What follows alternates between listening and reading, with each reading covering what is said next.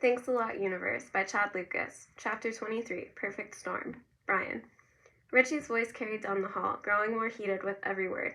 My worst-case scenario instincts flared as I rushed to the kitchen. What if he was throwing a massive tantrum and the Clellans couldn't deal? I had to calm him down. He stood toe-to-toe with Gabe, staring up. You were so wrong, Richie insisted. Hulk is the worst. He's unstoppable when he's mad, Gabe shot back. Who can beat that? Richie's right, Brittany weighed in as she pulled the lasagna from the oven. Unchecked male rage is a terrible superpower. Richie poked Gabe in the stomach. See, Brittany's smarter than you. Listen, I'll show you, Hulk. Gabe tried to grab him, but Richie slipped away, giggling. Gabe chased him around the table. I stood in the doorway watching Richie wheeze with laughter. He was barefoot and loud, the way he acted at home. He had survived at the Wensels, but now he was fully himself again. We were safe here. The high alert beacon in my brain finally switched off, and a giant weight fell from my shoulders. As we dug into Brittany's delicious dinner, Gabe and Richie joked around, and Brittany and Mrs. Clellan talked like old friends. The coziness of it all dragged up another thought I couldn't keep buried anymore. I miss home. I miss Mom and Dad. Somehow I kept from bursting into tears, but it was close. After dinner, Gabe quietly shooed his mom out of the kitchen so he and Brittany could clean up. Gabe and I had at least one thing in common. We both tried to take care of our moms as much as they took care of us. I still felt close to crying, so I retreated to the yellow bedroom. I didn't just miss my parents, I missed before. Before Dad left, before Mom fell apart, before I knew how it felt to be sad and angry with someone you loved but still missed them so much it hurt. Mrs. Clellan knocked on the door. She came in and sat beside me. I'm sorry Miss Evans visited without me. I asked her to wait, but she felt it was important to talk to you as soon as she could. Her forehead wrinkled. I suspected she disagreed with Kate on that, and maybe on other things too. I know she gave you an assessment to fill out. I want you to know that's not unusual. Lots of students do them. Mrs. Clellan knows about Kate's test? Yuck. Then a worse thought struck me. Did she ask you to fill out something about me too? She did, but that's common. I do a lot of student assessments. Sure, for kids who swore at teachers or got suspended for throwing chairs. Who was I kidding? I swore at the principal and got suspended for punching a guy. I forced a grin like we were joking around. There must be at least one kid in school more disturbed than me, right? She blinked in surprise. You're not disturbed, Brian. You're a thoughtful, intelligent boy going through a hard time through no fault of your own. There's no shame in that. I tugged on my ninja dog tag. She folded her hands in her lap. I spoke with your mom again today. She'd really like to see you when you're ready. I scratched an ache on my chest. Is she getting better? Be honest. Mrs. Clellan smoothed the bedspread. She told me about your last visit. I think she's much better than you might be imagining. She's worried about you and Richie, of course. She paused. Your mom knows she hurt you, and she's worried about how that's affecting you. I think she's afraid you won't be able to forgive her. I focused on one breath at a time to keep from falling apart. Talking was so hard, but I made myself do it. I'm afraid too. Oh? Say it. I know it's weird, but I have this fear that maybe she doesn't want to be my mom anymore. Maybe she gave up on us. I was scared that saying it out loud would make it more real or make me sound so messed up Mrs. Clellan wouldn't know what to do with me. But neither of those things happened. She slid closer. Mental illness can be awfully hard on people, and on those who love them too, but your mom loves you and Richie so much. I swallowed. Did she tell you that? She did, but I didn't need her to tell me. In 20 years of parent-teacher meetings, you learn things about parents. I noticed the questions they ask, how they talk about their kids. It was obvious from the moment I met your mom that she's your biggest fan. I hunched with my elbows on my knees. I wasn't sure I was ready to see Mom, but imagining the worst wasn't helping. Better to face it head on again. Maybe. We should go tomorrow. I think Richie needs it too. We can go after school, Mrs. Clellan said. Speaking of, I know it might feel strange showing up with me. I can drop you off along the way if you'd prefer. I hadn't thought about that. Obviously, more rumors would spread if kids saw me in Mrs. Clellan's car. I didn't want to make her feel bad after all she had done. I wanted to say it didn't matter, but we both knew how junior high worked. I'll text Ezra, I said. Maybe you could drop me at his house and we could walk together. That's a good idea, Mrs. Clellan said. I know this is unusual, and we're all figuring it out as we go. But I'm glad you and Richie are here. She paused. If it's okay, I'd like to give you a hug. Is that okay? I decided it was. I found 2 messages already waiting from Ezra. Hey, music is my thing, so if you need a distraction, maybe this will help. But do not listen to track 7 after you've chugged a mocha frappuccino, or you might get hyper and jump off your bed and drag an uppercut the ceiling. Or so I've heard. Ezra was the best. He included a link to a playlist. I stuck in my earbuds and pressed play. The first song was familiar, something from an ad or movie trailer, one of those epic songs that makes everything seem dramatic. It made me smile. I scrolled through the rest of the list. I only recognized a few songs. Ezra knew way more about music than I did. I was halfway through the second song before I remembered to text back and ask if I could walk with him. For sure, he answered. See you tomorrow. Tomorrow. The word rumbled in my belly, a train gathering speed. By the time I said goodnight to Richie and got ready for bed, tomorrow barreled toward me in a steady rhythm. Tomorrow. Tomorrow everyone's going to stare at you, the weirdo who punched Victor. Tomorrow Victor might seek revenge. Tomorrow Kate will tell you her test proves you're broken. Tomorrow you'll go to the hospital and you're scared, you're scared, you're scared. Ezra's music helped, but it wasn't enough. Dread blanketed my chest, bringing back memories of the night before. I had to cut it out before it grabbed me. I headed for the basement where I could hear Gabe and Brittany talking. I felt bad about intruding, and I made lots of noise on the way downstairs so I wouldn't walk in on them kissing or anything. They sat on the couch playing a video game. Hey, Gabe called. Grab a seat. Sorry for busting in, I said. Don't be. You say sorry a lot, you know. My cheeks flushed. I know. I caught myself before I apologized for apologizing, but they still laughed. I managed a sheepish grin as I took a corner of the couch. Want to play? Brittany asked. I shook my head. You don't have to talk to me. I can listen to music. I just didn't want to be alone, Brittany finished. Yeah. They don't think this is weird. My shoulders eased back into the couch. What are you listening to? Gabe asked. Ezra sent me a playlist. Brittany smiled. I bet it's perfect. Ezra has good taste. I nodded and settled in to watch them play. Even at home, I watched video games more than I played them. I'd burrow with a book while Dad and Richie raced cars or rescued princesses or fought evil empires. I joined sometimes, but I was happy just listening to them. They had an easy way with each other. Dad didn't need to work as hard as he did with me. Though I was bad at conversation, I liked listening to other people. Sitting with Gabe and Brittany, I felt less anxious than I did alone. They bantered as they played a fantasy game with swords and magic. Brittany was way better than Gabe. I didn't know I had a rune sword, Gabe grumbled as Brittany explained how to defeat the giant that had squashed him flat. There's too much to remember in this game. Oh, please, Brittany shot back. You can identify 100 NBA players by their sneakers. There's lots of room in your head for useless information. I popped in my earbuds and returned to Ezra's playlist.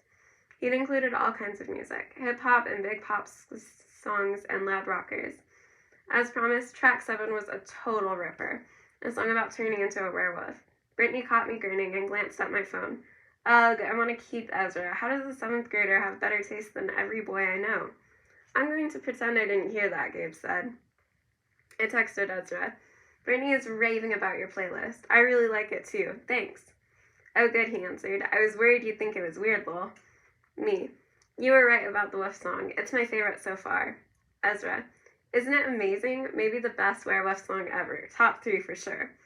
Me. How many werewolf songs do you know? Ezra. Many. The werewolf is a majestic beast, worthy of musical tribute. Next time I'll send you an all-werewolf playlist. Me.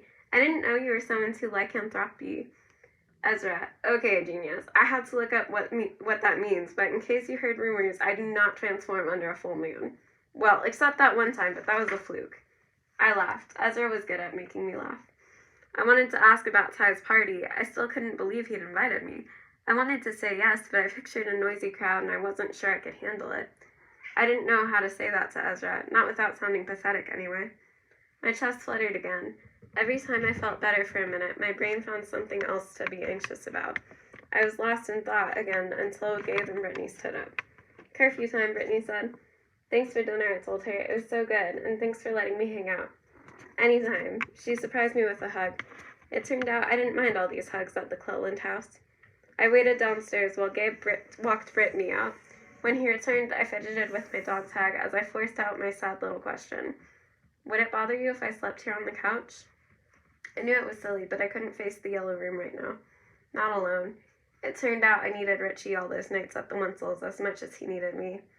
Down here, at least Gabe would be close if I had another meltdown. He yawned. You can sleep in my room. I'll set up our air mattress. He offered so casually as if it was normal that I couldn't handle the night alone. You sure? Gabe shrugged. I understand, man. I don't know your whole story, but I know what rough nights are like. In minutes, he'd inflated a camping mattress and topped it with a sleeping bag and pillow for me. We got ready for bed, and Gabe flicked off his lamp. Bedrooms were different in the dark. A mask came off when the light went out. In the dark, the Wenzel's bedroom whispered, "You have no place." And the hotel room said, "It's all too much." And the yellow room said, "You'll never make it." But this room was homier, with sneakers lined up under the bed and basketball shorts tossed over a chair, and the warm smell of Gabe in the air. All this was a layer of insulation, keeping the worst thoughts at bay. I only heard the same thing I'd heard all day whenever Gabe or Ezra or Brittany or Mrs. Clellan looked at me. Try. Gabe? Yeah? Do you ever worry about your mom? Gabe rolled over. For sure, I still do, but the worst was right after Dad died. I was paranoid something would happen to her too. I kept Googling the symptoms of depression. I closed my eyes. When Dad left, Mom took a lot of pills. She nearly died. That's why she's in the hospital. That's why we're here. Brian, whoa. Gabe leaned over the side of the bed. That's like my worst nightmare. It's why I can't sleep. I said it and it didn't kill me. Gabe slid down onto the floor beside my mattress. I sat up beside him, both of us leaning against his bed. For once, the darkness helped. It was easier to talk without looking at him, and I talked a lot. I told him about Mom and Dad and how I always froze at school. I said things I'd never said out loud. Gabe asked a few questions, but mostly he listened while the junk in the ugliest corners of my brain flooded out. Kids with as many problems as me don't make it, I finally said. I might be doomed. Gabe put an arm around me. I'm not sure you can be doomed when you're only 13. You're not Hamlet, my dude. I pulled my knees to my chest. My social worker thinks I'm troubled. She's going to make me see a psychologist. I saw a counselor after Dad died, Gabe said. It was Mom's idea. Did it help? Yeah, I only went twice, but she helped me understand it was okay to be a mess. There's no perfect way to deal when life punches you in the nuts. I laughed. You sound like Dad. He told me life would kick me in the junk someday. He's always telling me to be tougher, but that doesn't really work when you're the shyest kid in your class. Hey, you drilled a dude in the face, Gabe said. That's a G move. Yeah, Dad was proud of that. We both laughed. Am I allowed to joke about this kind of stuff?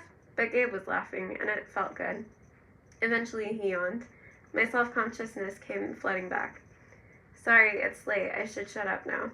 Gabe ruffled my hair. You are officially banned from saying sorry to me anymore. I'm enjoying Chatty Brian. You've been saving those words up for a while, huh? He yawned again. We can resume your entire life story tomorrow. He climbed back in bed. I'd never talked to anyone so easily except Mom. I'd told Gabe my worst fears, and he wondered if it was, and he didn't treat me like I was weird or broken. Already, I wondered if it was some magic of the moment, a perfect storm in the dark. What were the chances I'd ever be able to do it again? Chapter 24, Our Real Selves, Ezra. 4 shirts lay spread across my bed. 2 had logos of bands I'd included on Brian's playlist, so I took them off because wearing them might seem corny. Now I was torn between a bright blue polo and a plain black V-neck. Maybe the polo was too fancy, but maybe black was too gloomy for a warm day in June. I probably worried about what I wore more than a lot of 7th grade boys, but most mornings weren't this bad. Most mornings I wasn't walking to school with Brian. Ezra, you have company, Mom called down the stairs. I pulled on the V-neck. Brian wore V-necks sometimes and looked good in them. Yeah, I noticed. After a quick mirror check to make sure my hair hadn't sprung off in too many directions, I grabbed my backpack and bounded upstairs. Sorry to keep you waiting. I rounded the corner and stopped. Ty stood in the doorway, talking to my mom. Whoa, he said. You got punched in the face? Mom frowned, puzzled. He was playing basketball. I thought he was with you. I didn't do that, Ty grinned. Was it Brian? Dude's turning out to be dangerous. I touched the scrape near my nose. It wasn't Brian. I was with Brian, but it was an accident. Brian, Mom said. Do I know Brian? He's on the basketball team. I tried to stop my cheeks from going red, but I think I failed. He'll be here soon. We're walking to school together. I thought he lived by Kevin. A look of recognition crossed Ty's face. Oh, right, he's not at home. Mrs. Clellan's car pulled up. Gabe was driving, with Mrs. Clellan in the passenger seat. Brian climbed out of the back seat. Gabe honked goodbye, which made Ty turn and look. We should go, I blurted. Bye, Mom. I'm about to leave too, she said. Do you boys want? We're good, thanks. I practically dragged Ty out the door. Brian waited at the end of the driveway with his hands in his pockets. I wanted to tell him Ty just showed up, but that would sound insulting to Ty. Hey, Brian, Ty greeted. Was that Mrs. Cleland? Brian dipped his head. Yeah, he practically whispered.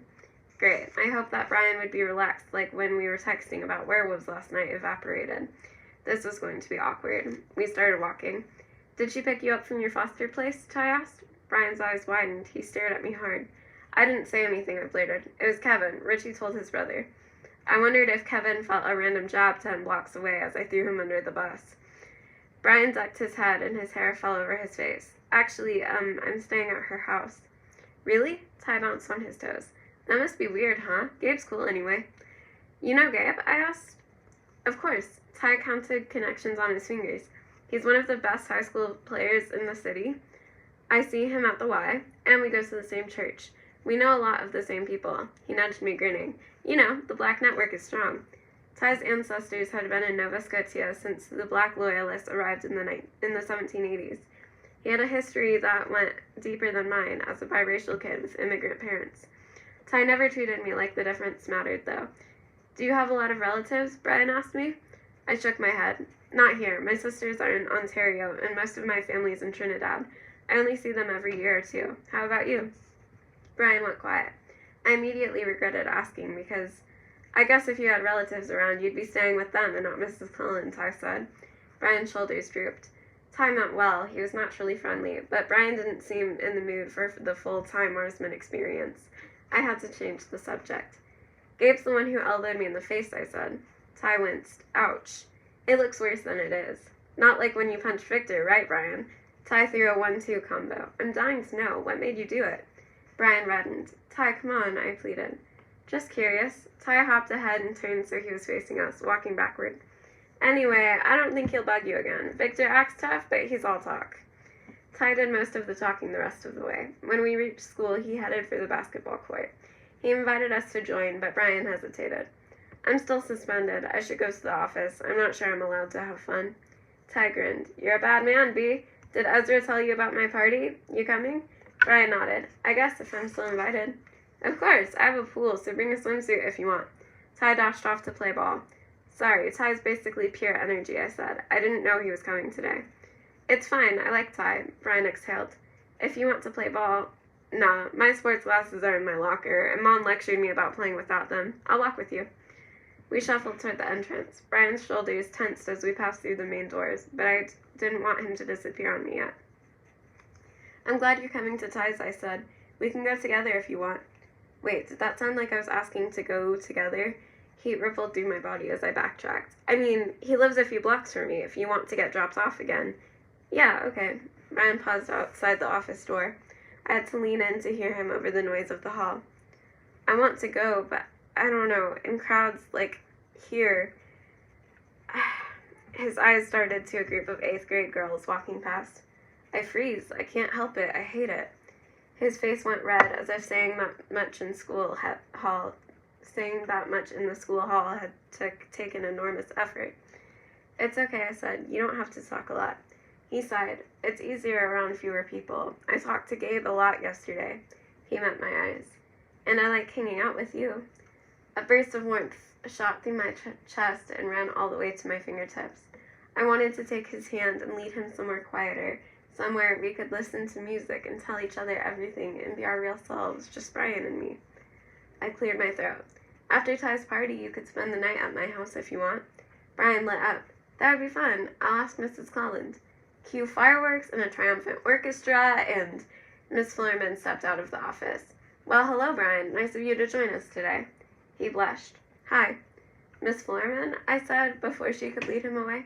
Can I eat lunch with Brian? He doesn't have to be alone all day, does he? His eyebrow was furrowed. I stood my ground. Her eyebrows furrowed. I stood my ground. I suppose that would be all right, she said. Great, I said. Thanks. Yeah, thanks. Brian smiled at her and at me. Chapter 25. Terraform. Brian. An in-school suspension hardly felt like punishment. Isolated in a closet-sized room beside Mr. Hartland's office, I didn't have to think about Miss Worth calling on me in social studies or Victor and his sidekicks laughing when I sputtered some two-word answer. I worried that Kate might show up to grill me about my mental state, but other than Miss Florman checking on me, I had the morning to myself. I dove into the work my teachers left me as a distraction from the thing looming after school, our visit with Mom. I conjugated a bunch of French verbs and nearly caught up on 3 days of math when the bell rang for morning break. Small victory number 1. Ty had talked to me. Ty was one of the most popular kids in 7th grade. He was a great teammate who gave me a high five when I scored or made a good pass. He was like that with everyone, so I assumed he didn't ever think about me off the court, but he seemed genuinely interested in what I had to say. He didn't think living with Mrs. Cleland made me a freak. He personally invited me to his party. That was a step beyond nice shot. Small victory number 2. I told Ezra about Saws, sort of, and he didn't think I was weird. He even asked me to sleep over. I couldn't remember the last time I'd been invited to a party or a sleepover. I wasn't sure I could handle either without a Saws attack, but that was tomorrow's problem. For now, I was happy anyone cared I existed. Ezra came back at lunch, as promised. I got him talking about his playlist and his favorite bands. He burst out singing at one point, then he blushed. He had a great voice. You sound like a rock star, I said. His cheeks went pinker, but he got even more into talking about music. His hands came alive as if he couldn't think about a song without feeling it in his fingers. He kept picking up half his sandwich and setting it down without taking a bite. Bits of lettuce fell out every time. I tried not to laugh because I didn't want him to think I was mocking him. Suddenly he stopped. Sorry, you're probably bored by now. No way, I said. I like how much you love music. It's obviously your thing. Like you have life figured out already. Well, not everything. He focused on his sandwich. What about you? What's your thing? My thing was not talking about myself, but I talked to Gabe, and it wasn't terrible. I wanted to talk to Ezra, too. Try. I like basketball, obviously, and I read a lot. I toyed with the snap on my lunch bag. I like writing, too. I'm good with words. Pause. Well, not saying them out loud. Ezra grinned. We could write songs together. I love making up music, but I'm not great at lyrics. As long as you do the singing, public performance is definitely not my thing, I admitted. I literally have nightmares about it. Really? Ezra smiled. But it was the opposite of the leer Victor wore when he watched me suffer. Ezra looked sympathetic. Yeah, I wake up sweaty and everything. Huh, he leaned closer. I'm scared of frogs. Frogs? I have frog monster dreams sometimes, Ezra laughed. I know it's silly, but they move so quickly it freaks me out. Colby caught one when we were 8, and it jumped out of his hands and nearly went down my shirt. Scarred me for life. I drew back. Right, I forgot you were friends with Colby. Colby swaggered around our class like he ran the place, flirting with girls and teasing teachers. He was Victor's friend. His laugh was familiar, and it never made me feel good. Ezra hesitated. Yeah, well, we were best friends in elementary. Now, I don't know. Things are changing. He collected his stray shreds of lettuce. He seems kind of in love with his own awesomeness, I said. Ezra snickered. Yeah, that's Colby. His smile faded. Hey, I know he and Victor are mean to you. I saw, well, you know, and I'm really sorry. I stared at the table. It's okay, I mumbled. No, it's not. I looked up. Ezra took a shaky breath. I should have said something, but I wimped out. I promise it won't happen again. He pointed to himself with both thumbs. Next time, this immortal pizza wizard has your back. I couldn't help smiling. Do you magically appear and start throwing slices? Ezra stretched out his arms. Pepperoni smash! He intoned in his deepest wizard voice. We both laughed. Miss Florman peeked in the half-open door. I thought she might lecture us about having too much fun while I was suspended, but she just gave us a tiny smile and kept walking. A minute later, the bell rang. See you after school? Ezra asked. I wanted to tell him about visiting Mom, but the words got stuck in my throat. I have something after, I said, but I'll text you later. Unless you're meeting a newborn baby, most people only visit hospitals when something's wrong. Hospitals are a collection of tragedies. My body buzzed as I crossed the lobby, a step behind Kate, Richie, and Mrs. Cleland.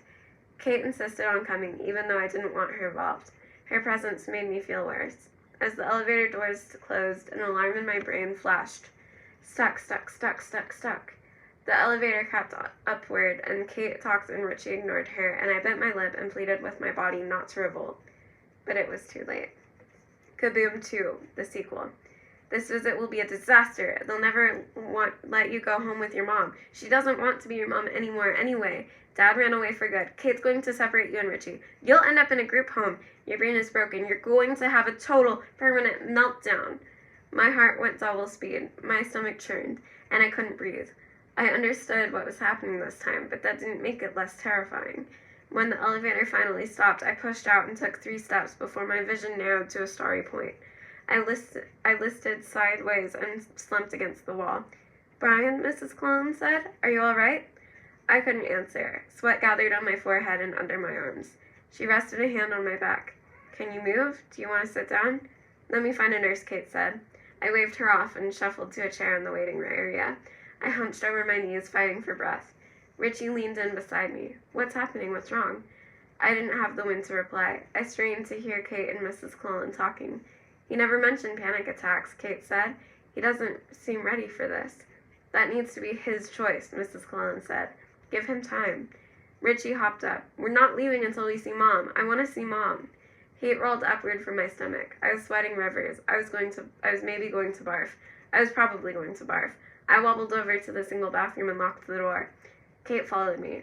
Brian, she said at the door. What's going on? What, she wants a play-by-play? The room tilted sideways while I huddled over the toilet, trapped in that horrible moment of anticipation when I was sure I was going to barf and I really didn't want to barf, but I was equally desperate for it to be over. I wanted it all to be over. I didn't barf. The worst wave passed, and I slumped against the wall, waiting for the misery to end. I pressed my ninja tag hard against my chest to focus on feeling something different. A new voice appeared at the door. Hey, you okay? Gabe. I slid over to let him in. He closed the door behind him. Sorry, parking took forever. He looked me over. Another panic attack? I nodded. As bad as the other night? Talking was hard, but I tried. Almost. I hate this. He sat beside me on the bathroom floor. Can I do anything? I don't know. What you did the other night, maybe it helped. Gabe began massaging my shoulders. I felt pathetic, a baby seeking comfort for a boo-boo, but Gabe's steady rhythm helped me settle. I tried to breathe, in and out. Gradually, the panic faded. He helped me up, and I washed my sweaty face in the sink. Do you want to go home? Gabe said. I shook my head. I want to see Mom. He nodded. You're tough, Brian. Tough? Me? Ha. I'm serious. We just sat on a bathroom floor while I had a panic attack. Give yourself some credit, Gabe said. You've had a terrible month. You've looked after Richie the whole time, and you're still going. You're stronger than you think. Strong wasn't a word I'd use to describe myself, but Gabe's pep talk did make me feel a little better.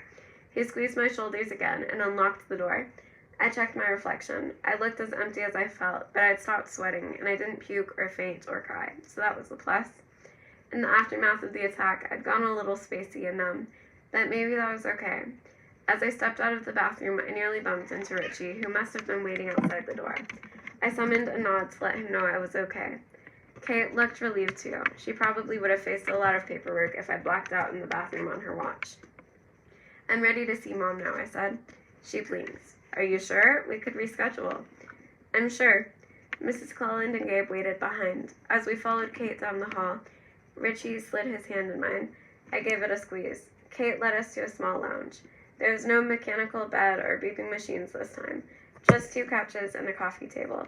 Perched on the couch, facing the door, was a woman dressed in a sweater and jeans, with her dark hair neatly brushed. Mom. She stood. Richie released my hand and ran to her, nearly bowling her backward as he wrapped his arms around her. She kissed the top of his head. I joined the embrace with one arm around Mom and one around Richie. Mom was quiet, but her shoulders trembled. She was crying. I'd imagined this moment 100 times since my birthday. Now that it was here, I felt oddly hollow. I ran a mental checklist on Mom. She squeezed us tightly, so no zombie mode. When she pulled back, her eyes were red but happy sad. She smiled as she brushed tears away. Look at you two, she said in a scouchy voice. Have a seat and catch me up. We sat on either side of Mom. Richie leaned against her and launched into an account of our lives since my birthday. First, we stayed with these creepy old people. The lady never listened to us, and she bugged Brian all the time, so we ran away. So I heard. Mom stared across the room at Kate hovering in the doorway. Richie talked and talked. Mom said, and ran her fingers through his thick hair. Your hair's so long, she murmured absently. You need a haircut. Her eyes kept drifting to Kate, and I realized this was part of the official checklist, a supervised visit to make sure we could be in the same room without any disasters. We still had to prove ourselves. I was lost in thought when Mom touched my shoulder and I twitched. I caught her wounded look. When had I ever flinched under her touch? But she forced a smile. I hear you've had some adventures, seeing the town and taking out bullies. I examined my fingernails. Something like that. Something had changed. Usually I talked to Mom more than I talked to anyone. Even on her bad days, we read in silence and it never felt this awkward. Part of the problem was the setting, this fake living room where we pretended everything was peachy while a social worker watched. But it was deeper than that. Even if we'd been alone, I didn't want to tell her anything. Not about Victor or Gabe or running away. Definitely not the panic attacks. Nothing. Mom turned to Richie. Sweetie, can you give me a minute to talk to Brian? Richie scrunched up his face. We just got here. You can come right back. I just need a moment with your brother. Mom stared at Kate. She wasn't asking. Her glare said, You're giving me this, like it or not. Kate frowned, but she gave in. Come on, Richie. Let your mom and brother talk. Richie sighed and followed Kate into the hall. She left the door open. Mom and I were alone. I fiddled with my dog tag. Sorry we didn't come earlier. I wanted to, but I hurt you last time, and you were afraid to try again. Mom's eyes went misty. I'm so sorry, Brian. I didn't know what to say. I hunched forward. Mom touched my shoulder. I didn't flinch this time. I forced out the question playing on repeat in my head. Do you even want to be here? She rubbed my back. I can't wait to get out of here, Brian. I needed the help, but I'm ready to be home with you and Richie. She smiled. It's looking like I'll be discharged on Monday. We'll all go home. Monday, home. My stomach flipped as the word sank in. Monday was 4 days away. 4 days and everything would go back to not normal. Normal was gone. That's not what I meant. I pressed my elbows into my knees. I mean, do you want to be here at all? Alive? Mom dropped her hands to her lap. Are you asking if I'd rather be dead? Well, you did almost kill yourself. On my birthday. The last part slipped out, but I wasn't sorry I said it. Mom sighed. Brian, I'll regret that morning for the rest of my life. I don't blame you if it's hard to trust me right now. She closed her eyes for a moment. But I love you so much, and I want to be here for you and Richie for a very long time. I hugged her. It was what she needed, so I did it. Even with my arms around her, I knew our relationship had changed. The world I knew ended on June 7th. I was still terraforming a new one, and I didn't know where my parents fit yet. I love you too, I said, but I can't ever do this again. Brian, I just can't go through this again. My voice cracked at the end. I hated that. Mom nodded, eyes reddening. We need to do some things differently. All of us. She paused. I talked to your father. I told him you and Richie were safe, and I told him he needs to come back. Whatever happens, there are things we can't avoid forever. I didn't know what to say except, oh. Mom waited, but I couldn't find words for my jumble of feelings about Dad.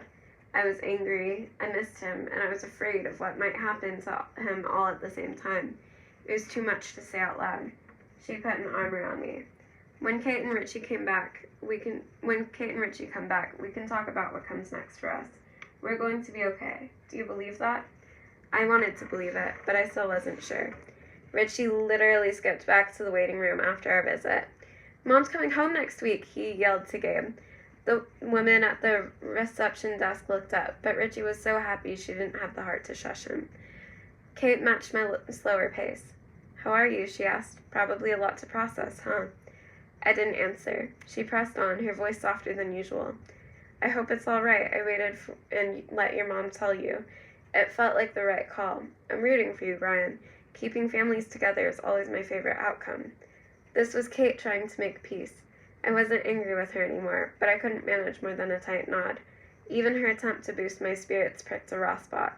We wouldn't all be together. Not without Dad. Kate left us with Gabe while she and Mrs. Cleland stayed to talk with Mom. As we walked to the car, Richie declared we should celebrate with ice cream. Deal, Gabe said. As long as it's reasonably priced ice cream. I have $10 on me. Brian can pay, Richie said. He's loaded. Richie, I cautioned. Gabe raised an eyebrow. How loaded? It's an emergency fund from Dad. It's supposed to be secret, I added, glaring at Richie. How big is this secret emergency fund? Richie ignored my "shut up or I'll kill you" stare. 10 grand. Gabe stopped. Richie's joking, right? I tucked my hands in my pockets. Close. I spent some when we ran away. Gabe cackled. Are you serious? We're definitely celebrating. I sighed. I'm tired, Gabe. I just want to go home. The last word slipped out and startled me so badly I froze. Home. It lingered on my tongue, sour and raw. Home was my boxy house on Albert Street, and that wasn't the place I'd met at all. My eyes grew hot and wet. Hey, Gabe said. I let him wrap me in a hug. It was what I needed, but I felt even guiltier as I burrowed against his shoulder. Mom was coming home in 4 days. 2 weeks ago, I'd never wanted anything so badly in my life. But now, our conversation in the hospital replayed in my head. Mom told me she loved me, and I knew it was true, but she didn't promise things would never be this bad again, because she couldn't. I knew that, too. I felt protected with Gabe and Mrs. Cullen. They were a safe moon in the dark expanse of the void, and I didn't feel ready to face a new world. What did that say about me? Gabe patted my back and led me to the car. New plan, he announced as he drove. We stopped at the grocery store, and I gave Richie $20 and waited in the car.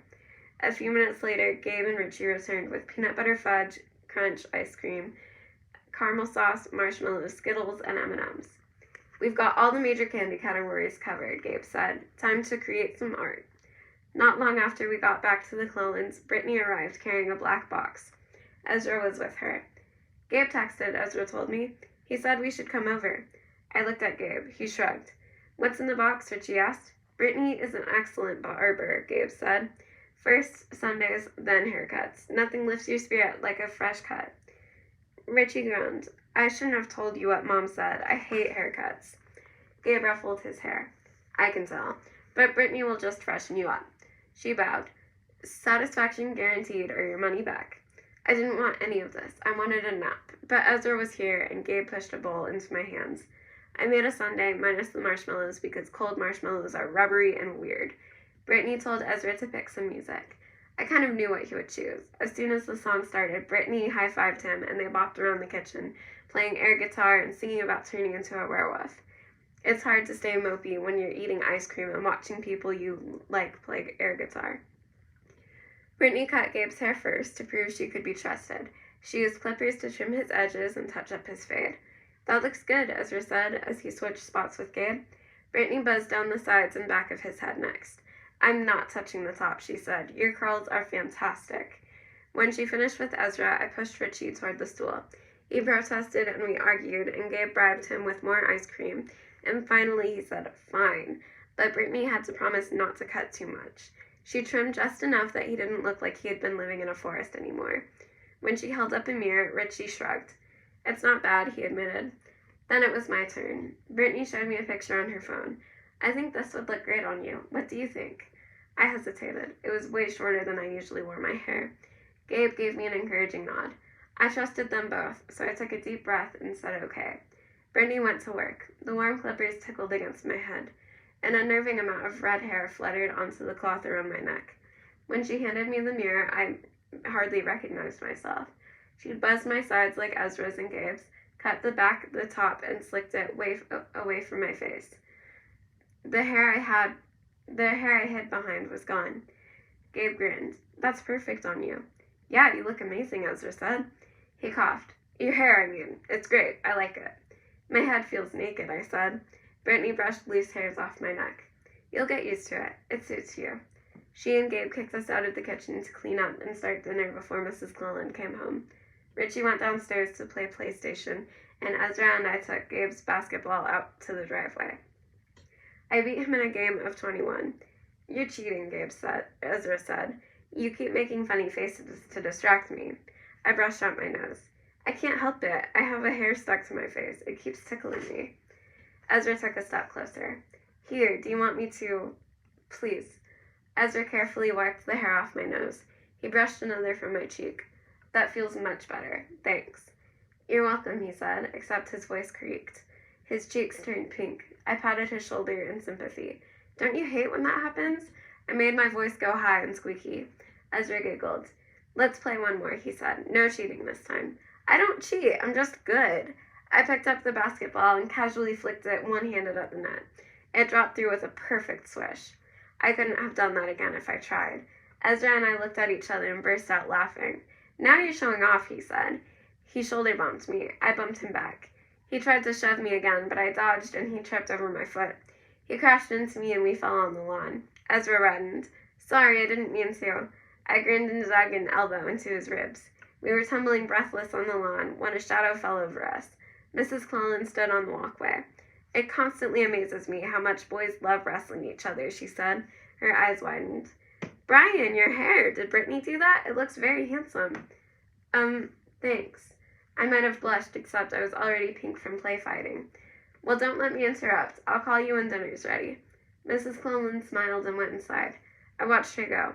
For the first time in a while, I remembered she had spent the afternoon talking with Kate and Mom. I'd stopped thinking about the hospital during Sundays and air guitar and haircuts in 21. I guess Gabe knew what he was doing. Ezra brushed grass off his shirt. "I should probably head home."